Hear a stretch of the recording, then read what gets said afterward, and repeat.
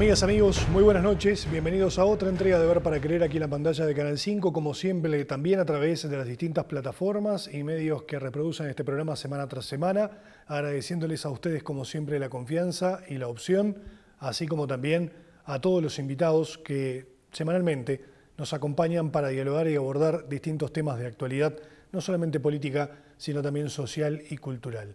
En este programa de hoy, justamente, tenemos una variedad de temas a ser abordados.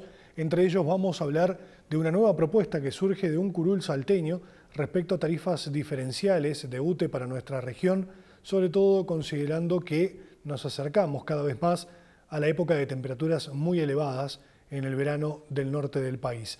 También, por supuesto, vamos a hablar de uno de los temas que ha sido los centrales de las últimas semanas y que continúa teniendo ramificaciones a raíz del cese de los 291 funcionarios de la Intendencia de Salto que habían ingresado por designación directa en el periodo pasado del doctor Andrés Lima y que habían quedado como permanentes en un convenio colectivo que se firmó días antes de que la pasada administración dejara el cargo e hiciera el paso de mando o el cambio de mando al doctor Carlos Salvizu.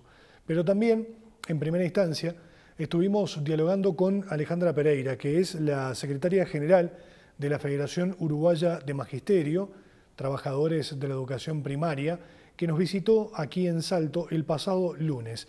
Y aprovechando la oportunidad, la invitamos aquí a este piso, a este estudio, para dialogar sobre las propuestas y principales preocupaciones que tienen respecto al presupuesto educativo. Recordemos que el Ejecutivo Nacional envió una propuesta al Poder Legislativo para su consideración del presupuesto que está muy por debajo de lo que esperaban ellos, que es el 6,1% para la educación del Producto Interno Bruto. Entienden que es apenas por encima del 4% la propuesta del Ejecutivo, mientras que hay una contrapropuesta del Codicen que, si bien también está alejada de ese 6,1%, entienden que se acerca un poco más y es la que estarían apoyando. Sobre esas medidas, sobre las principales preocupaciones y reparos que tienen al respecto de aquello que se está debatiendo a nivel legislativo, dialogamos con la secretaria general de la FUNTEP y a la vuelta continuamos con nuestros invitados. Como lo habíamos presentado y aprovechando la dinámica de la agenda de la semana, más allá del jueves, este lunes estuvo aquí en Salto y nos está acompañando Alejandra Pereira, que es secretaria general de la Federación Uruguaya de Magisterio, Trabajadores de la Educación Primaria, a quien le damos las buenas noches y muchas gracias por estar, Alejandra. Un gusto tenerte por acá. Gracias por haber dedicado estos minutos a dialogar con nosotros y hablar de un tema que es bastante recurrente. Cada vez que se discute el presupuesto nacional, el presupuesto quinquenal, hay reclamos, hay solicitudes y hay demandas que muchas veces no se cubren. Así que gracias por estar. Bueno, muchísimas gracias por la invitación. Es importante para la Federación Uruguaya de Magisterio, de Trabajadores de Educación Primaria, estar en la discusión presupuestal. Hoy el presupuesto está en la Cámara de Diputados. Nosotros fuimos a la Comisión de Hacienda y Presupuesto y ahí marcamos las diferencias que tenemos en cuanto a los presupuestos que hay para la educación. Tenemos uno que presentó el Codicen de la ANEP, que es de mayor cantidad de dinero, y uno menor, que es el Ejecutivo, que tiene un valor mucho más inferior que al del Codicen. Hay una diferencia clara en montos, pero también hay que aclarar que ni tan siquiera el del Codicen contempla las demandas de todos los sindicatos de la educación y también de la Federación Uruguaya de Magisterio, que es el llegar al 6+1, que fue una promesa electoral que entendemos que se tiene que cumplir. Los especialistas nuestros han hecho unas fotos de la posibilidad de que en alguna perspectiva económica del país estuvieran quedando la inversión en la educación en un 4, algo. 4, o sea que estamos todavía muy lejos. Estamos lejos. ¿No? Un reclamo que lleva yo no sé cuánto tiempo ya, pero que cada vez que asume un nuevo gobierno parece ser vamos a invertir en educación, vamos a aumentar el presupuesto, pero nunca ni supera ni colma las expectativas. Eso está claro. Y sí, creo que solo en el primer gobierno de Tabaré Vázquez se logró salir del 3 con algo al llegar al 4,5. Todavía lejos del objetivo en aquel momento, ¿no? En aquel momento estábamos más cerca del 4,5, pero nos llevó casi la renuncia en ese momento del ministro de Economía, que era Astori. Hoy la situación es otra, el país sabemos que tiene una deuda importante que quedó establecida del gobierno anterior y que el ajuste que se genera en cuanto al tema presupuestal, también conlleva el dinero que se va a invertir en educación. Y hasta que la educación no sea un tema de Estado y no de los gobiernos de turno, esta discusión parece que siempre la terminamos reeditando, ¿no? Además, el tema de educación es un tema que siempre surge, incluso cuando hablamos de las cuestiones de inseguridad. Ahora a nivel nacional, con todo esto que está pasando, no solamente en la capital del país, sino en todas las zonas, siempre decimos o volvemos a la discusión, la educación comienza por la casa, pero también por estar de alguna forma dentro de las instituciones educativas formales, y muchas veces se hace un análisis de las personas que cometen delitos y dicen, bueno, dejó de estudiar, nunca terminó la escuela, no siguió secundaria, y ese debate es recurrente, es permanente. Siempre volvemos a hablar de la importancia de la educación en la formación de los ciudadanos, ¿no? Y es fundamental, ¿no? Cuando nosotros pensamos que tenemos casi el 40% de las niñeces bajo la línea de pobreza, decimos sí, pues muchas veces nuestros niños son captados y niñas por organizaciones delictivas donde se llega al dinero fácil, pero también esa situación que nos viene pasando hace unas cuantas décadas en el país, hoy la estamos mirando y tienen que ver, sí, con la baja inversión en educación, ¿no? Para poder mantener los chiquilines en el sistema educativo. La mayoría de los niños y niñas terminan la educación primaria, pero después seguramente se nos van perdiendo en las exigencias de lo que necesita la educación media, ¿no? Incluso se ha facilitado, porque se buscó hacer que primaria fuera más atractivo. Ahora con esta modificación, con la última reforma, digo atractivo para que se mantengan en el sistema, evitando las repeticiones año por medio. Sin embargo, las cifras siguen siendo preocupantes en ese sentido. Yo creo que el haber dado el mensaje de que da lo mismo ir y no ir a la escuela no colabora tampoco en cuanto si voy a pasar igual y cuál es el compromiso que genero en repetir o no, porque voy a promover en forma automática y solo voy a repetir en algunos mojones en todo lo que es el ciclo escolar. Fue un mensaje erróneo a la población, porque en vez de facilitar eso que tú estás diciendo, me parece que se tomó al revés, ¿no? ¿Para qué voy a ir todos los días a la escuela si igual voy a promover? Claro, no voy a tener la repetición. Ahora, hay una serie de reclamos. Es el 6,1% del presupuesto, es cierto, para todos los subsistemas. Eso incluye el UDELAR, también la pata de investigación. Pero, ¿qué pasa a nivel de enseñanza primaria? Sé que hay una serie de reclamos puntuales. Ustedes, además, tienen una preocupación y están solicitando que los grupos sean menores en cuanto a cantidad de niños. Esto viene de alguna forma, porque tenemos que analizar que hay una baja en la tasa de natalidad en nuestro país, cada vez tenemos menos niños, seguramente vamos a tener menos niños en primaria durante los próximos años, y ustedes lo ven, entiendo, como una oportunidad de tener grupos más pequeños, que esto permita que los maestros continúen trabajando, pero que también atiendan mejor a cada uno de esos niños que están en la educación primaria. Sí, nosotros lo vemos como una oportunidad para flexibilizar los formatos escolares y reducir el número de niños y niñas por grupo de clase. ¿Que hoy están en promedio en cuánto? Y el problema lo tenemos en las extensiones de tiempo pedagógico, tiempo completo y tiempo extendido. Las escuelas tienen más de 35 niños por grupo y eso se estableció a partir del año pasado, donde se generó una inscripción vía web, donde los cupos fueron más incluso de las capacidades de los salones y se establecieron cupos en forma arbitraria que generaron un caos en cuanto a tiempo completo y tiempo extendido en cuestión de cantidad de niños por grupo, que después es muy difícil que un solo docente sostenga la individualidad en grupos tan grandes, ¿no?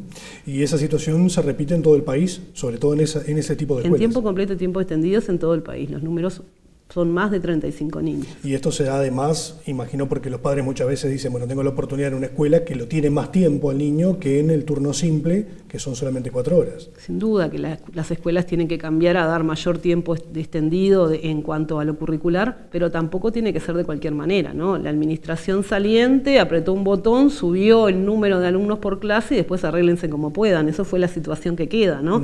Está bien que las familias tengan derecho a poder mandar más tiempo a sus hijos a la escuela, pero no a cambio de hacinar niños en un salón de clase, porque eso no colabora ni con el aprendizaje de los niños, ni con el quehacer educativo de todos los días adentro de una institución, porque incluso los espacios tienen que estar pensados para que los niños no estén estáticos sentados, y hoy nos quedaron los niños como unas piecitas de puzzle, ¿no? Movés un niño y no se puede mover el resto del salón. Entonces, son situaciones que tienen que ser por ahí, pero tienen que ser en generar más escuelas de tiempo completo y extendido con formatos de más de un docente por grupo para que pueda trabajar mejor y la educación que le brindamos a los chiquilines sea de mejor calidad. Y queremos que la educación sea universal y accesible para todos, pero ¿qué pasa con los niños que tienen algunos requerimientos especiales hoy? ¿Los maestros están preparados? No, los maestros necesitan formación para trabajar con todo lo que hayan cambios, necesitan formación para eso. Son bienvenidos en la escuela, sin duda, pero con las condiciones necesarias para garantizar la educación de todos los niños y en todas las escuelas. Claro, y no es, más allá de que el maestro debería estar preparado, es que no tiene el tiempo suficiente para hacerlo, porque debe dedicarlo prácticamente a la docencia directa, ¿no? Y porque además los maestros en las escuelas comunes son maestros de educación común. Hay otras escuelas de educación especial donde los maestros tienen una formación específica o sea, escapa la voluntad del maestro, necesita una formación específica para poder generar una tarea, o otro maestro más de otra área que pueda trabajar en dupla con el maestro, ¿no? Eso también es posible. Y ustedes hablan de la necesidad de equipos interdisciplinarios que estén más presentes en las instituciones educativas. ¿Qué es lo que más falta? ¿Cuáles son las principales carencias hoy? Los equipos multidisciplinarios son necesarios porque existen, hay asistentes sociales, hay psicólogos, pero no con la cantidad necesaria como para atender hoy las situaciones que tenemos hoy en todas las escuelas del país. Van explotando situaciones que son de requerimiento de profesionales que puedan acompañar los colectivos docentes. ¿Y las escuelas Aprender son las más complejas en ese sentido o no? Las escuelas Aprender son complejas, pero las escuelas de tiempo completo que están en contextos complejos también están en la misma situación. Y hoy, con lo que presentó el Ejecutivo en cuanto a la intención del presupuesto, que es lo que se está considerando, ¿entienden que gran parte de lo que ustedes reclaman no va a ser tenido en cuenta porque no va a haber dinero para poder aplicarlo? Porque tengamos en cuenta que también está la cuestión de infraestructura, de la necesidad de más escuelas, de aumentar algunas o pasarlas a tiempo completo, como decías. O sea, hay una gran necesidad, mucha demanda, pero poco dinero para repartir, al fin y al cabo. Está claro que el Ejecutivo tiene un presupuesto menor en el CODICEN, que en el de incluso hay políticas que hoy están siendo aplicadas en lo que tiene que ver con el CODICEN de la ANEP, en formación docente, en la UTU y en secundaria, que no estarían financiadas si no se aprueba el proyecto del CODICEN. Y eso genera preocupación porque cómo se va a llevar adelante políticas que quedaron adeudadas del gobierno anterior y este CODICEN lo incorpora a su línea base para no generar deudas, ir para adelante, pero sin embargo el Ejecutivo reduce el pedido a muchísimo menos cantidad de dinero. Entonces, ¿qué va a pasar si se vota el proyecto del Ejecutivo, que es el que históricamente se ha votado, independientemente del color del gobierno que esté? Va a pasar que muchas de las políticas que se iban a establecer van a ser de menor impacto, van a haber menos escuelas de tiempo completo y tiempo extendido, van a haber menos cargos de maestras y de maestros, menos cargos de auxiliares, van a haber menos posibilidad de arreglar las escuelas en las condiciones edilicias que hoy se encuentran sin que 5 años se les hubiera hecho nada, van a haber menos personal de equipos multidisciplinarios, porque se va recortando en todo lo establecido, en lo que impacta directamente en la educación de los niños. Y ustedes como federación, ¿qué están haciendo en materia de dialogar con los responsables? Porque al fin y al cabo esto se va a definir a nivel parlamentario y son los representantes nacionales los que tienen que tomar la determinación, o decir, proponemos una modificación a este presupuesto. Nosotros hoy, entre los dos presupuestos que están arriba de la mesa, vamos porque se vote el de mayor valor, que es el del CODICEN. Eso lo tenemos claro. Hoy estamos pidiendo reuniones a las bancadas de los distintos partidos políticos para explicar cuál sería la situación si no se aprobara uno de los dos, si se aprobara el proyecto del Ejecutivo, que es el de menor valor. También estamos pidiendo que cada una de nuestras filiales departamentales se entreviste con los diputados locales, que explique eso también, y estuvimos en la Comisión de Hacienda Presupuesto dando nuestra valoración con respecto a lo que es el presupuesto también. Estamos de acuerdo entonces que a pesar de que se apoye el presupuesto enviado por el CODICEN, no es suficiente en base al 6,1%, que es el objetivo que se tiene para alcanzar, ¿no? Sí. Con ese 6,1%, ¿sería posible implementar todo lo que ustedes pretenden, lo que entienden que es necesario para la educación? Sería posible, sin duda, no es suficiente nunca. Cuando tú haces el costeo de las reales necesidades de la educación no te alcanza el 6+1, pero sí tiende a acercarse más a las demandas que hoy necesita la educación pública. Si trazamos un paralelismo con otros países que son modelo, ¿están cerca del 7% del PBI justamente para la educación? Hay países que tienen hasta el 8% de inversión en educación. ¿Y los resultados son buenos? Y los resultados son mejores, sin duda. Hay un paralelismo, mejor educación, mejor inversión. Si yo tengo un lugar donde si hace frío, está en un clima adecuado, si tengo el mobiliario adecuado, el material adecuado, los recursos adecuados y la cantidad de niños por clase adecuada, debe haber una diferencia clara entre lo que los niños aprenden o no. Me quedo con esto que posiblemente, tal vez en el sur no lo sufran tanto, pero hablabas del tema del clima adecuado. En el norte del país llega la época del verano, las temperaturas son bastante elevadas, las clases o el tiempo pedagógico se extiende y es muy difícil para los niños que van a escuelas donde ni siquiera hay aires acondicionados, ¿no? O sea, con 40, 45 grados de temperatura es muy difícil llegar a fin de año y que los niños dejen de asistir justamente porque no están las condiciones.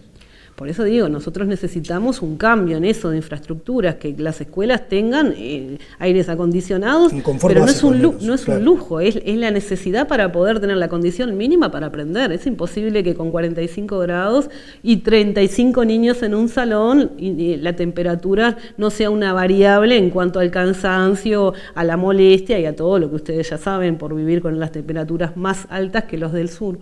Justamente por esto están recorriendo entonces el país hablando con cada una de las filiales y planteando esto, ir a los legisladores, a los representantes departamentales y plantear la postura de la Federación. Sí, además también estamos analizando la discusión de un paro de 24 horas en el marco del paro del PIT-CNT y estamos analizando la discusión en todo el país. Todavía no fue definido si van a adherir o no. Lo estamos analizando. Sí, bien, sí, muchas gracias por la visita. Es bueno conocer sobre esta situación, sobre cuál es la postura que tienen ustedes, que además en el día a día tienen que estar trabajando y en diálogo también con los propios maestros que están en la actividad. Sabemos que es una discusión que va a llevar mucho tiempo y que va a seguir siendo hacia adelante muy importante, pero no hay que olvidar la educación, ¿no? Cuando a veces el enfoque de las noticias va por otro camino, la educación sigue siendo importante. Yo lo escuchaba al ministro Maía justamente hablar hoy a la mañana y decía que no hay que responsabilizar de los errores o los problemas de la educación por cuestiones netamente políticas hacia el periodo pasado o el gobierno pasado, sino que son problemas que se vienen arrastrando desde hace muchos años y que hoy tal vez las soluciones no están al alcance de la mano, mucho menos en el ámbito económico, ¿no?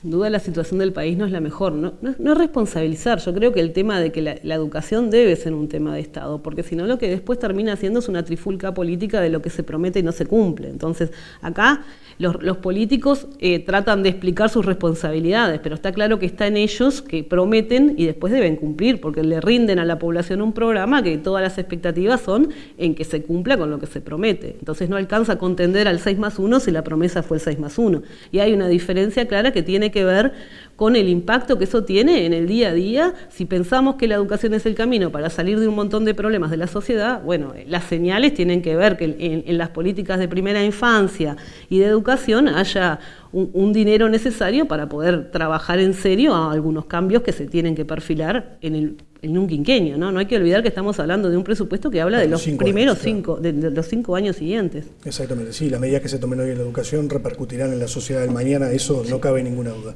Muchas gracias por estar. Bueno, muchas gracias. Nosotros vamos a una pausa y en unos minutos estamos de vuelta con más.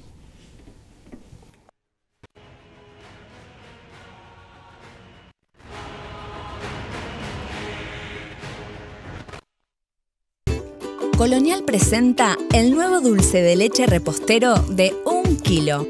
Un dulce de leche repremiado, re firme, re gluten free y por sobre todas las cosas, un dulce de leche re postrero.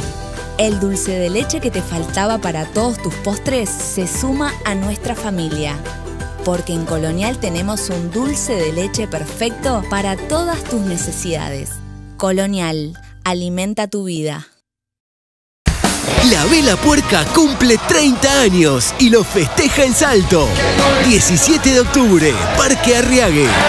30 años, la historia sigue y la fiesta también. Entradas a la venta en Red Tickets. Apoya Gobierno de Salto. Produce Piano Piano.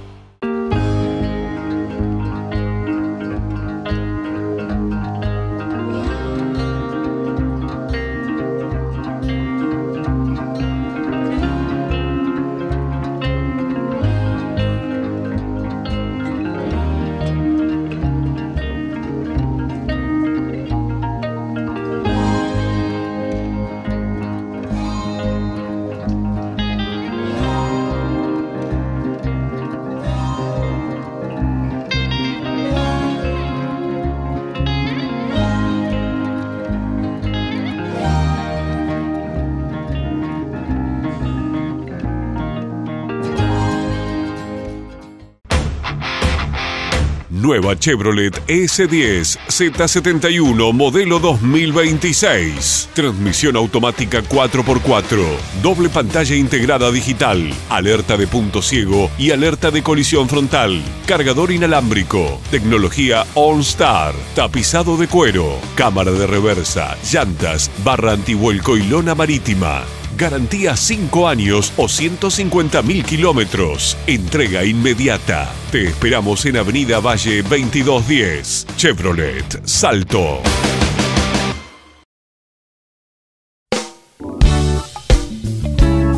Tiempos para mí. Masajes a 4 manos. Dale a tu cuerpo la importancia que se merece. Masajes profesionales 4 manos.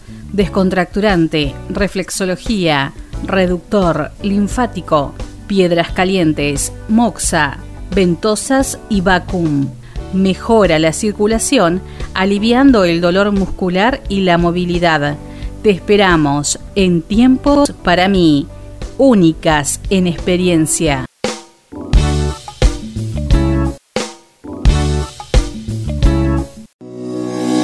Con el paso del tiempo, moverse también puede doler, pero también puede doler no moverse. Activate con Genacol, colágeno bioactivo con Aminoloc secuencial que absorbe 10 veces más rápido. Sin mezclas, sin vueltas, menos dolor, más libertad. Este invierno no pares, porque no todos los colágenos son iguales. Elegí el mejor. Genacol. Encontralo en tu farmacia de confianza.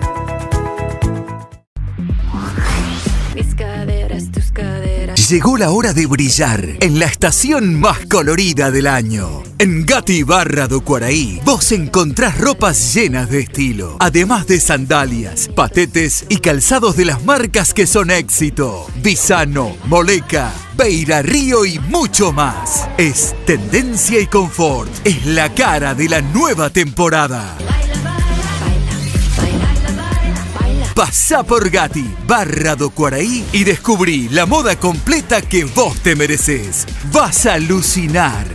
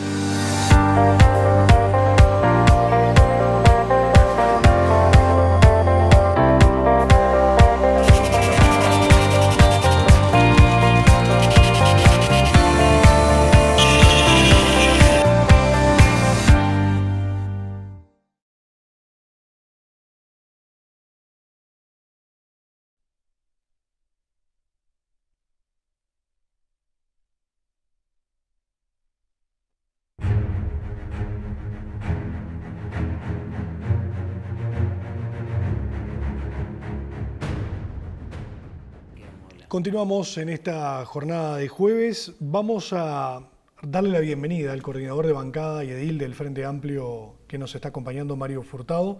Sabemos que hoy es una jornada importante porque a nivel de la Junta Departamental uno de los temas centrales, seguramente del legislativo, es la votación de llamada a sala al intendente de Salto, a raíz de la decisión que se tomó la semana pasada y que se conoció a través de los distintos medios tras la conferencia de prensa del cese de los 291 funcionarios que habían ingresado por la vía de la designación directa el periodo pasado con la administración de Andrés Lima.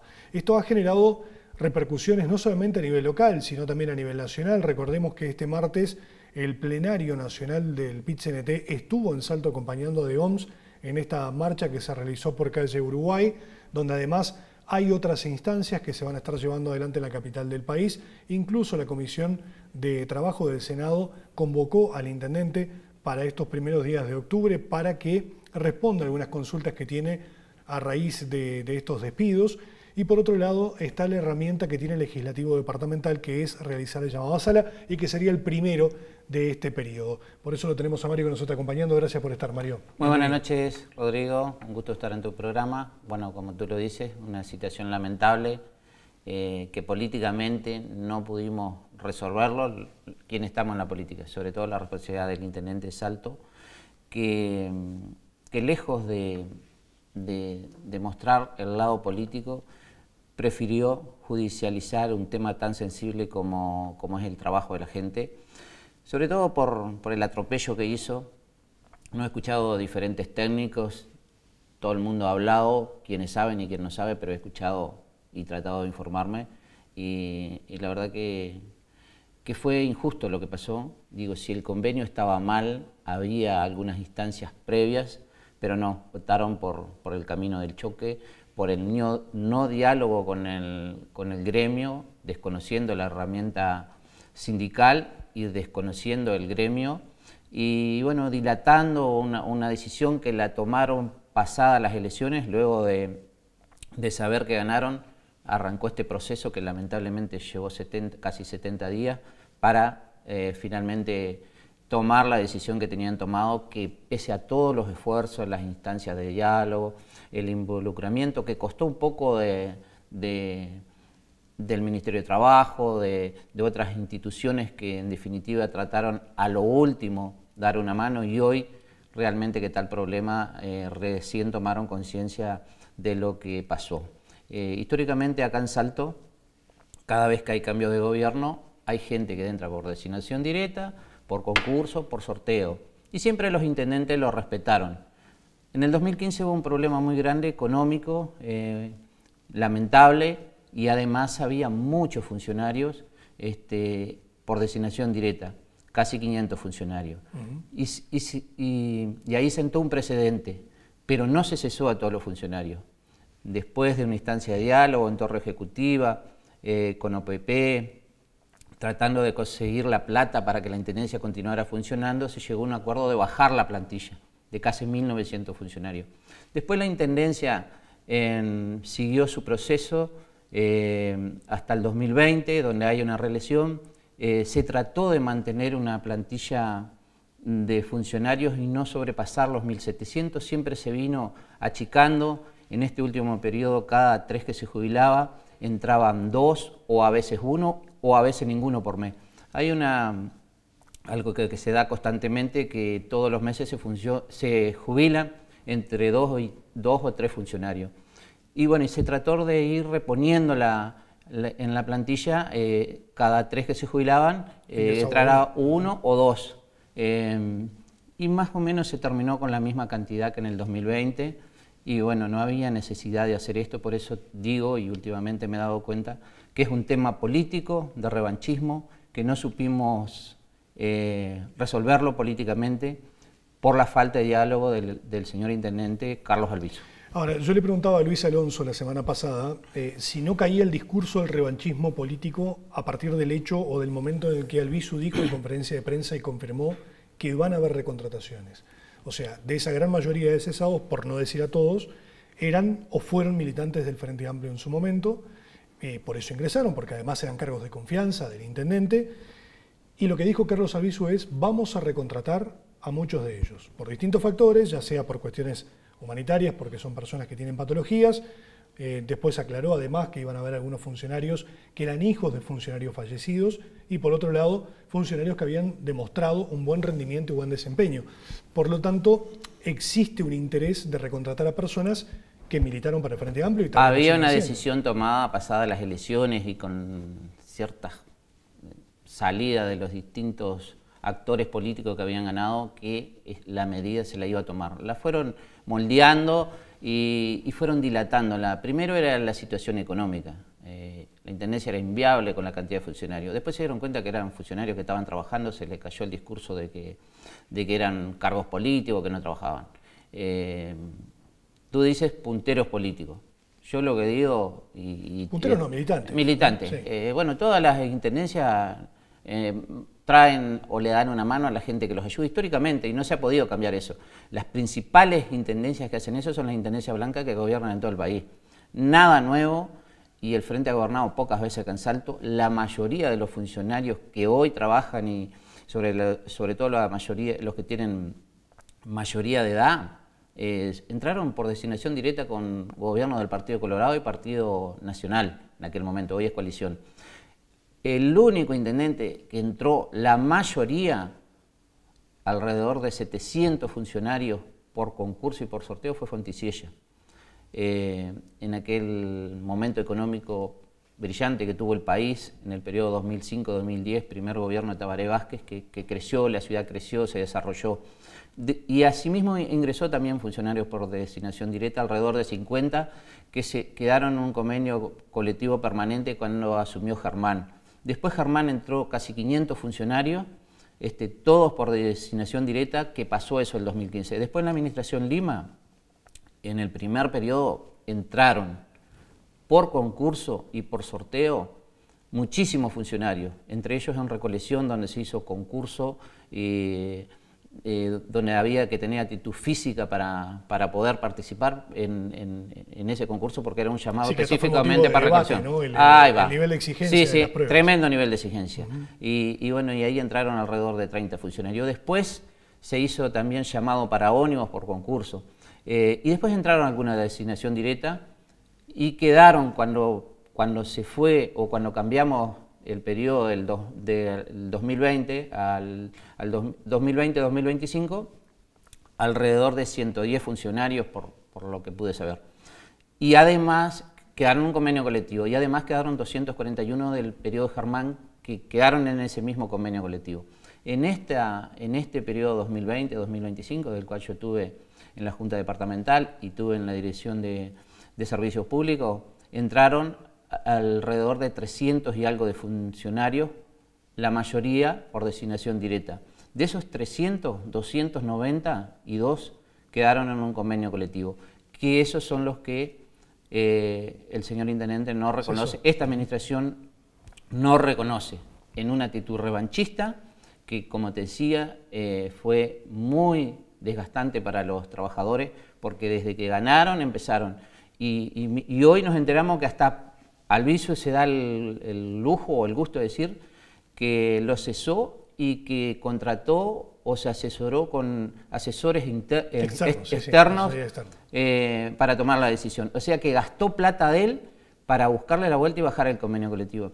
Queda muy claro que es una actitud revanchista, que lamentablemente en la política no es así, no funciona así. No funcionó históricamente, y negarse al diálogo, avasallar el gremio, ser insensible. Yo lo vi el día que hace la conferencia de prensa para anunciar que cesa los funcionarios. Dice en una parte que es una decisión que le costó tomar. Si le hubiera costado tomar, no la tomaría, porque la decisión fue de él, por más que uno piensa que hay gente de atrás que lo impulsó a hacer eso.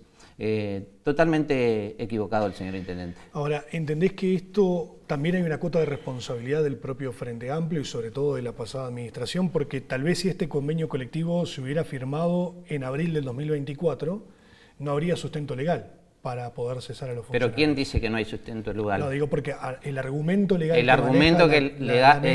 que tomó es porque no hay argumentos legales y que fue un acto de gobierno. Sin embargo, uno ha escuchado, este es un tema que va a terminar en la justicia, uno ha escuchado diferentes actores hablar del tema, pero sobre todo técnicos laboralistas. Ayer habló una persona de Montevideo, no sé qué grado en formación de temas laborales, y dijo que el convenio colectivo estaba bien hecho, que no había razón, por más que se hubiera terminado después en tiempos electorales, porque este proceso arrancó antes. Y bueno, digo, es lamentable tener que llegar a la justicia, judicializar un tema, y además funcionarios que lo precisan, porque hoy están entrando funcionarios de designación indirecta, y es porque realmente los funcionarios se lo precisaban. Había otra opción también, revisar el convenio, bueno, los últimos que entraron, pero no aceptaron nada. Fue una decisión tomada y la ejecutaron. ¿Y desde la Junta cómo lo vivieron este proceso? ¿Tuvieron algún tipo de contacto, algún tipo de comunicación a lo largo, desde que se conoció la intención del cese hasta ahora? Mira, la Junta estaba un poco dividida por este tema, sobre todo la bancada nuestra. Yo traté de hablar con Alviso en distintas instancias, alguna vez hablé, otra le escribí, le dije que pensara. Pero bueno, aparentemente la decisión estaba tomada, no hubo vuelta, y bueno, hoy estamos en esta situación. Se vota el llamado a sala. Se vota el llamado a sala. Los votos están, eso te los aseguro, votos, porque están todos los votos del Frente Amplio y son suficientes. Los votos lo tenemos. Veo que hoy, por ejemplo, en la prensa salió tratando de contestar algunas cosas que comentamos que podían ir en la línea de las preguntas que le podíamos hacer el intendente. Nos llama la atención cómo se viene manejando. Yo ayer presenté una nota en la noche, alrededor de las 7, donde pedía información de cuántos días el intendente había estado en Salto y gobernando, porque vemos que casi nunca está, o está en Montevideo, o está en Buenos Aires, o está en el Congreso de Intendente, o anda por todo el país, pero no está en Salto, diciendo que anda consiguiendo facilitadores, inversores, facilitadores. Me llamó la atención que la nota la ingresé, el pedido de informe lo ingresé a las 7 de la tarde ayer, y hoy a las 7 de la mañana los medios estaban informando, dando la información que yo había pedido. Eso llama la atención cómo vienen trabajando. Además, comentábamos algunas preguntas que podían surgir en el llamado a sala, sobre todo saber qué estudio fue el que asesoró el intendente, quién fue el estudio que asesoró para cesar a la gente, y hoy ya lo manejaron en la prensa. Bueno, vamos a tener que cambiar las preguntas para cuando vaya al llamado de sala, porque veo que están muy atentos y bueno, y están contestando por la prensa lo que nuestros ediles quieren saber. Bueno, el intendente tiene la potestad de concurrir el mismo día que se vota el llamado a sala, puede hacerlo al día siguiente. ¿Cuál es el plazo máximo que tiene para presentarse o designar a alguien para que se presente? El intendente, inmediatamente de presentado el llamado, puede presentarse. Hoy, por ejemplo, que es el llamado a sala, puede presentarse. Sí, no se va a presentar porque va a haber una manifestación, para mí no, una manifestación de adiós afuera, un reclamo, van a estar en la Junta. Pero tiene 15 días para presentarse o designar a alguien que se presente. Si a los 15 días no se presenta, nosotros tenemos que coordinar como ediles interesados en el llamado con el presidente un día para que él se presente. Allí un solo edil realiza las preguntas que tienen que ser enviadas previamente Ahí va. ¿no?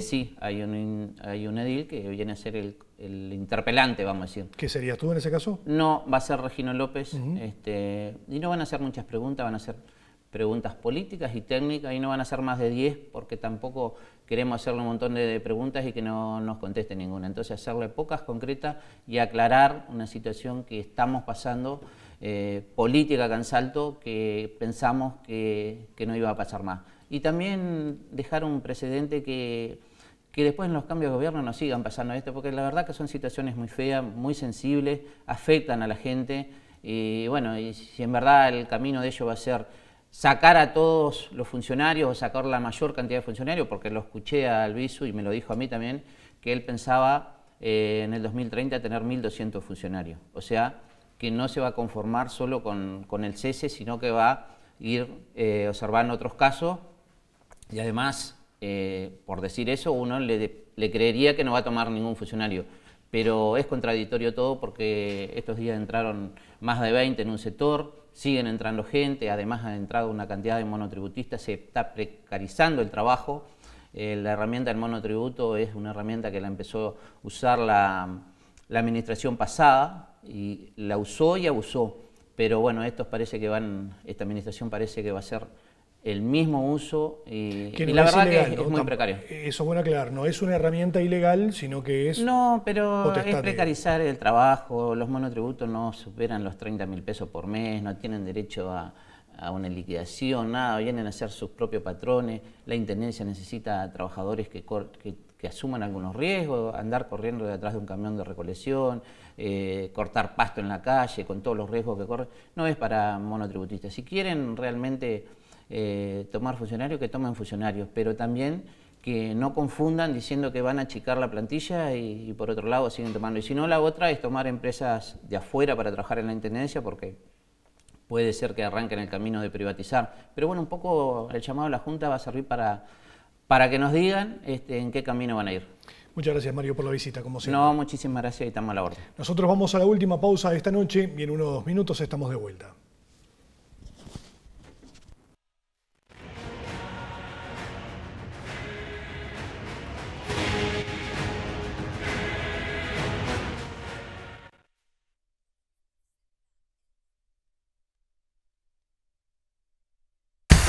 La Vela Puerca cumple 30 años y lo festeja en Salto. 17 de octubre, Parque Arriague. 30 años. La historia sigue y la fiesta también. Entradas a la venta en Red Tickets. Apoya Gobierno de Salto. Produce Piano Piano. Llegó la hora de brillar en la estación más colorida del año. En Gatti Barra do Quaraí, vos encontrás ropas llenas de estilo, además de sandalias, patetes y calzados de las marcas que son éxito. Visano, Moleca, Beira Río y mucho más. Es tendencia y confort. Es la cara de la nueva temporada. Pasá por Gatti, Barra do Quaraí y descubrí la moda completa que vos te mereces. Vas a alucinar.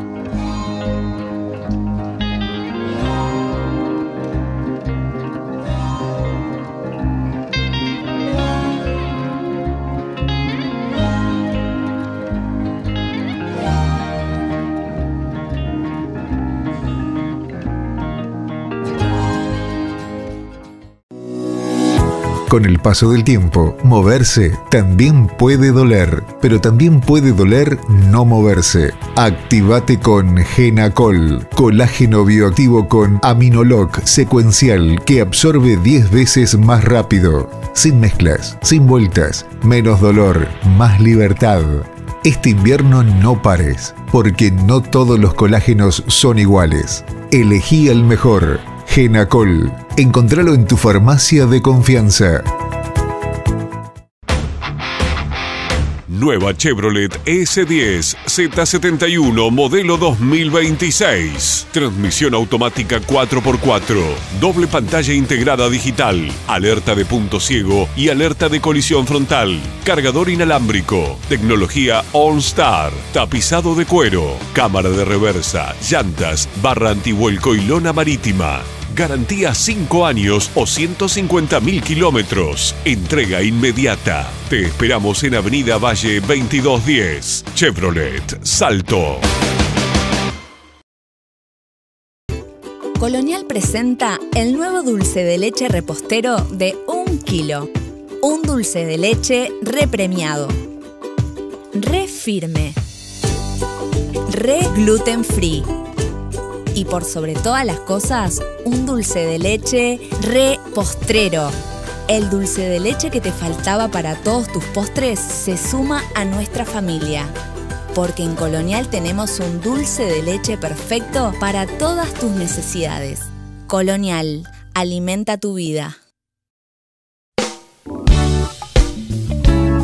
Tiempos para mí. Masajes a 4 manos. Dale a tu cuerpo la importancia que se merece. Masajes profesionales 4 manos. Descontracturante, reflexología, reductor, linfático, piedras calientes, moxa, ventosas y vacuum. Mejora la circulación, aliviando el dolor muscular y la movilidad. Te esperamos en Tiempos para mí. Únicas en experiencia.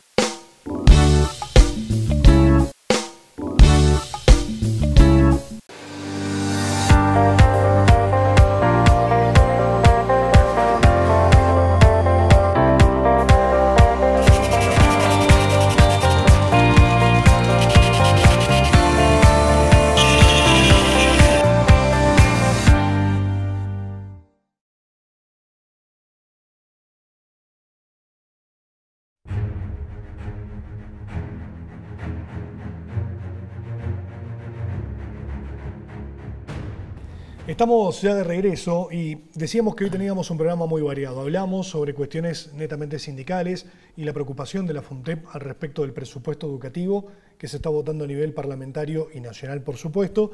También sobre la situación del llamado a sala al intendente y de los 291 funcionarios de la Intendencia que fueron cesados. Pero también vamos a hablar de proyectos. Y un proyecto que de alguna forma toca a todos, y que vamos a plantear, o preguntarle, mejor dicho, a David Jesús Grasso, que nos está acompañando y a quien amablemente se aceptó venir y hablar con nosotros, sobre esta carátula, ¿no? Que dice UTE por una tarifa más justa para Salto. Y este es un tema que ya lo hemos hablado y lo hemos abordado en reiteradas ocasiones. Yo recuerdo haber hablado con muchos candidatos, incluso a la Diputación, Jesús, a la propia Intendencia, hablar de las famosas regalías de Salto Grande y reclamar que hayan beneficios para nuestro departamento. Se han recolectado firmas, se han presentado recursos ante el propio directorio de la UTE y hasta ahora nada ha surtido efecto. Parece que en Montevideo hay como un gran muro, una gran barrera y no se toma ninguna decisión y no hay tarifas diferenciales o preferenciales.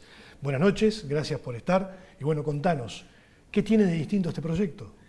Bueno, antes que nada, buenas noches Rodrigo, muchas gracias por la invitación, un saludo a la audiencia y bueno, como tú bien decís, es un reclamo histórico de los salteños, donde evidentemente los reclamos y los proyectos que seguramente habrán conformado anteriormente otros políticos sientan un precedente en lo que es este reclamo, que es un proyecto que tiene varios pilares fundamentales de los cuales estamos argumentando, con argumentos obviamente de fondo, que tienen un sustento no solo político, sino que también social, económico. Socioeconómico en general, ¿no? Exactamente, que redunda no solo en lo económico, sino también en la salud de los ciudadanos, que es un factor también muy importante. Este proyecto que se ha presentado en anteriores oportunidades siempre se ha encarado desde el punto de vista de que porque tenemos a CTM nos merecemos esa famosa regalía, donde el argumento es bastante válido, ya que CTM aporta el 70% de la energía eléctrica del Uruguay. Pero evidentemente que hoy con la tecnología y los avances eso ha mermado un poco, ya que por ejemplo tenemos lo que son los paneles solares, tenemos también lo que son los molinos de viento, que también aportan energía que antiguamente no se aportaba y que hoy son renovables, ¿no? Es energía renovable, exactamente. Y además de eso también tenemos una gran cantidad de energía eléctrica que logramos recolectar, que se la vendemos a un precio bastante accesible o a muy bajo precio, a muy bajo costo, a Argentina y a Brasil para que puedan de alguna manera vendérsela a los usuarios, que como sabemos las tarifas más bajas, tarifas muchísimo más bajas de por sí, que no son las que pagamos nosotros aquí en Uruguay, y que evidentemente eso nosotros lo vemos como de alguna manera una injusticia y que de alguna manera con las altas temperaturas que tenemos nosotros en verano, que es este pedido es únicamente por el verano, no es por el invierno, porque evidentemente es cuando sufrimos más, que tenemos que usar muchísimo más la corriente eléctrica, y donde evidentemente la diferencia que hay con, por ejemplo, Montevideo llega a ser hasta de 10 grados. Y esa diferencia se ve en el uso cotidiano de todos los días, tanto del trabajador que se levanta por la mañana, que va a trabajar, después almuerza, quiere dormir un rato la siesta para volver a trabajar, que de noche llega cansado y quiere descansar, se da una ducha y quiere descansar y conciliar un buen sueño, que también tiene niños pequeños, que de repente aquellas madres que fueron madres en enero, febrero, diciembre, que también sufren el calor de esa manera, los abuelos, los ancianos, los hogares estudiantiles, los hogares de ancianos, los mismos comercios también, que para mantener sus productos en condiciones, evidentemente que hacen un gasto muy excesivo de energía eléctrica. Y además, a diferencia del frío, que hay otras fuentes de calor para poder generarlo, en el verano solamente aire acondicionado y ventiladores, o sea, no hay mucha alternativa. Aire acondicionado, porque el ventilador en realidad lo que hace es tirar aire caliente, sí. y más nada. Pero sí que el aire acondicionado creemos nosotros que es lo que marca la diferencia, que no es solo un tema económico, que ya lo económico es mucho, porque en Salto tenemos un 40% menos de salario de lo que hay en Montevideo.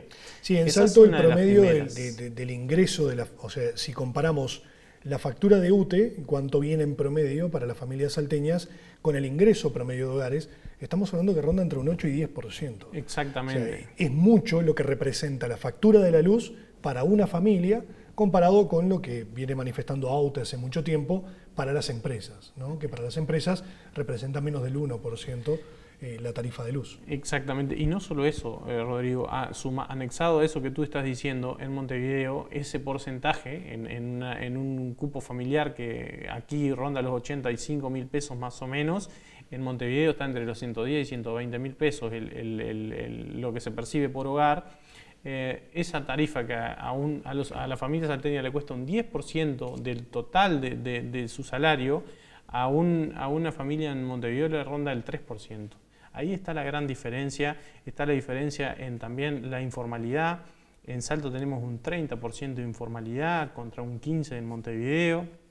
Pongo Salto Montevideo como ejemplo, pero en realidad este proyecto no es solo para el departamento de Salto, como históricamente se ha hecho, sino que también sumamos a los vecinos de Artigas, a los vecinos de Paysandú, a los de Tacuarembó y a los de Rivera, porque consideramos y creemos también que es todo el norte. Exactamente, es todo el norte que sufre esta problemática y que evidentemente es una coyuntura de la región donde ahora tenemos otro fenómeno, como es el fenómeno de las grandes sequías que se vienen, que ya lo sufrimos en el gobierno anterior, que sabemos las repercusiones que tiene y que nuevamente lo vamos a padecer y que estamos de alguna manera también advirtiendo a la sociedad y a todos que hay que hacer algo al respecto, ¿no? Hacerlo segmentado para el norte, tomás como precedente para elaborar este proyecto lo que pasa con el IMESI, por ejemplo, que hay departamentos donde tienen descuentos y otros no, porque siempre está la discusión respecto a las tarifas y a lo que puede hacer UTE, porque lo comparamos con Argentina, una república federal que tiene sus leyes independientes y que cada provincia puede tomar ciertas decisiones autónomas, comparado con un Uruguay centralizado donde todo viene de Montevideo y dicen o lo hacemos para todos o no lo hacemos para nadie. Sin embargo, está ese precedente que es el descuento del IMESI para las zonas fronterizas, que es un ejemplo de que algo se puede hacer diferencial, ¿no? Hay una herramienta. Y eso que tú decís de descentralizado justamente es un poco lo que me parece que está mal, ¿no? No tiene que recabar todo en Montevideo y que cuando querés hablar con Dios tenés que ir a Montevideo, como el dicho que dicen. Bueno, hay que un poco cortar con eso. Creo que nosotros aquí en el norte tenemos una realidad muy distinta a la que tienen en el sur, donde en el sur obviamente la lógica y la mentalidad de que vive en Montevideo, Canelones, Maldonado, es esperar el verano pero con ansia de que llegue para poder disfrutar de la reposera, de la playa, de ir a tomar un mate a la Rambla que se pone lindo, de ese rato de ocio que es espectacular. Mientras que aquí en el norte, lamentablemente, la gente está pensando en que llega el verano y tiene que sacar un poquito más del bolsillo para poder pagar la luz, para poder de repente ahorrar en un gustito y poder llegar a fin de mes con esa tarifa que no te espera, porque evidentemente, como tú bien decías, si en otros países del mundo si te atrasás en la tarifa, por ejemplo, de gas, no te lo cortan. Bueno, aquí sí, sobre todo en invierno y en Estados Unidos y algunos países escandinavos tienen esa medida, ¿no? Exactamente. Y aquí no tenemos esa suerte. Si uno no llega a fin de mes y paga la tarifa, evidentemente que te van a cortar la luz. Y creo que eso es muy injusto, sobre todo teniendo en cuenta la situación laboral también que hay aquí en el departamento y en la región, con el índice de desempleo que hay, que también es un factor más a todo esto y que es un condicionante no solo para las personas, sino para la región. Jesús, ¿cuáles son los pasos a seguir? Porque el proyecto está presentado, está elaborado, está fundamentado, hay ejemplos citados por lo que veo por acá, pero ¿cómo sigue ahora el proceso? Bueno, nosotros lo primero que hicimos fue, como era de esperarse, lo presentamos en la Junta Departamental, sí. Lo derivamos a las distintas comisiones donde se va a estar estudiando y al mismo tiempo la idea es contactarnos con el centro comercial buscar de repente algún estudio que tenga, que esté presentado por ejemplo por INEA, la UDELAR, la Universidad Católica, que sabemos que son instituciones que le prestan mucha importancia a este tipo de situaciones y que van a dar un respaldo institucional a este proyecto y a este pedido para evidentemente elevar un poco lo que es la voz. No solo eso, sino que al mismo tiempo también tenemos que contactarnos con lo que son las distintas juntas departamentales de los distintos departamentos, ponerlos en contexto de todo esto, que justamente ya estamos en ese proceso, porque incluso se puede llegar a presentar en lo que es el Congreso de Intendentes, porque creo que es importante.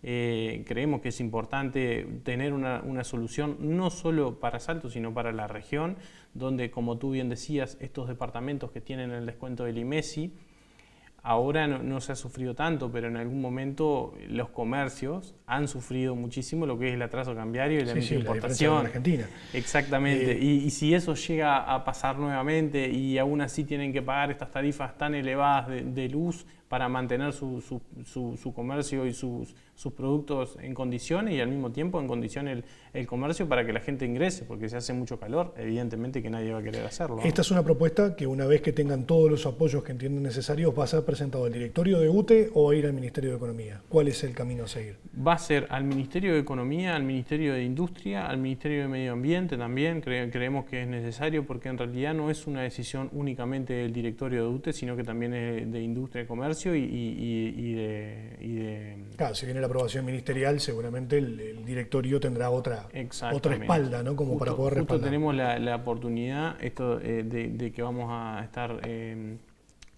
con el ministro Odone, que viene a dar una charla, así que bueno, vamos a ver si de repente también es bueno de repente tener una reunión con él y presentarle este proyecto a los efectos de que él nos dé su punto de vista y nos dé el visto bueno, ¿no? Bueno, la idea era conocer un poquito más en detalle la propuesta de solución. Me quedo con esto, es implementar bonificaciones estacionales durante el verano basadas en criterios objetivos como el umbral de temperatura y horario de consumo, aprovechando los medidores inteligentes, que ya lo tienen prácticamente todas las casas, considerar tarifas ajustadas al consumo real y al verano, reduciendo cargos fijos para hacerlas accesibles, diseñar políticas integrales que incluyan, y esto está muy interesante, apoyo técnico para la instalación y mantenimiento de equipos de aire acondicionado, optimizando eficiencia y evitando consumos excesivos, y después incorporar criterios de equidad social, priorizando vulnerables y sectores residenciales con alta exposición al calor, así como población infantil, anciana y escolar. Esto, de alguna forma, resume cuál es el público objetivo y las medidas objetivo a ser implementadas, ¿no? Cual, sí, teniendo en cuenta también que Salto, por ejemplo, es el departamento que más aires acondicionados tiene en todo el país por hogar, con un 60%, y no es una medida de que porque tenemos el 60% de los hogares cubiertos con aire acondicionado es porque esos hogares tienen ingresos altos, sino que es realmente porque es una necesidad. Y a todos los que vivimos en el norte, cuando llega el verano, cada vez que prendemos el aire ya lo vamos sufriendo, ¿no? Porque vamos pensando en que el contador sigue girando y que, bueno, a fin de mes la factura va a ser una sorpresa y casi nunca es muy buena. Jesús, muchas gracias por estar, por dedicarnos estos minutos. Muchísimas gracias a usted por la invitación y estamos a las órdenes. Nosotros nos vamos despidiendo contándoles nada más que Martín Valcorba, subsecretario del Ministerio de Economía y Finanzas, en las últimas horas confirmó una medida respecto al IMESI. Ya lo saben, el IMESI, el descuento en realidad se redujo del 35% al 33% aquí en la frontera con Argentina para todas las estaciones de servicio que se encuentran a no más de 20 kilómetros de distancia de los pasos de frontera, pero Valcorba anunció ahora en Melo que se extiende un beneficio de descuento de IMESI para las localidades que se encuentran en la franja de entre 21 kilómetros y 60 kilómetros de los pasos de frontera, tanto de Argentina como de Brasil. No es la totalidad del descuento del IMESI, sino que la mitad de ese total. Por lo tanto, aquellas localidades aquí de nuestro departamento que se encuentran entre 21 y 60 kilómetros de distancia del paso de frontera comenzarán a aplicar un descuento del 16,5% del IMESI con efecto inmediato. Comienzan las próximas horas, según el anuncio que realizó el Ministerio de Economía y Finanzas a través de su subsecretario. Una noticia que, bueno, al menos significa para personas que están en localidades como San Antonio, o un poco más lejos incluso, Barrio Albizu, van a tener la posibilidad de gozar de los descuentos e incentivar que allí se instalen estaciones de servicio no solamente aquí cerca de la capital departamental. Con esto nos vamos despidiendo, el reencuentro como siempre dentro de 7 días, agradeciéndoles la preferencia y agradeciendo a todo el equipo de Invencible que me asesora y viste semana tras semana con toda la colección primavera-verano que ya está disponible, a darse una vuelta por cualquiera de los 2 locales y a llevarse y prepararse para lo que se viene. Hasta la próxima semana.